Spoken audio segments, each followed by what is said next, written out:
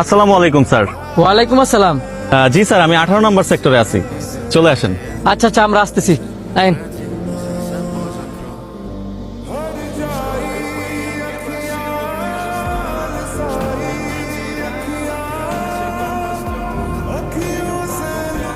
App থেকে কি আপনারা কল দিছি না?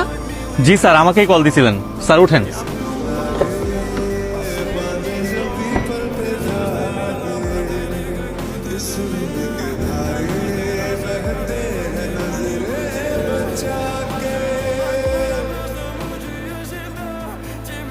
স্যার, আমার ভাড়াটা? আপনার গাড়ি ভাড়া দিতাম না। স্যার কেন, আমার কি কোনো ভুল হয়েছে? অবশ্যই, কারণ তোর পরিচয় তুই আমগোর কাছে গোপন করছস। গোপন করছি মানে? তুই কি মনে করছস তুই মাস্ক পরলো তোর আমি চিনতাম না? আরে শোন, যে বন্ধু নামক ভাই, হ্যাঁ যদি রাস্তা দিয়ে বুরকা ফুরে আড়ে তাও আমি আর চিনালাম।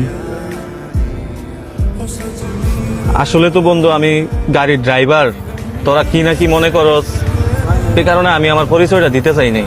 আরে বেড়া, কোনো কর্মই ছোট না।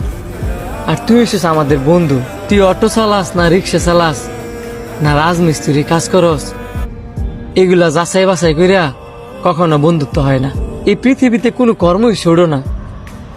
তুই যদি একটা কর্মরে শুরু করে দেওয়াস তাহলে সেটা ছোট, আর তুই যদি সেটারে বড় করে দেওয়াস তাহলে সেটা বড়।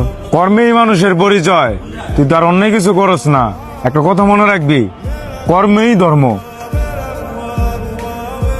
কি গাড়ি ভাড়া দিতে দিব?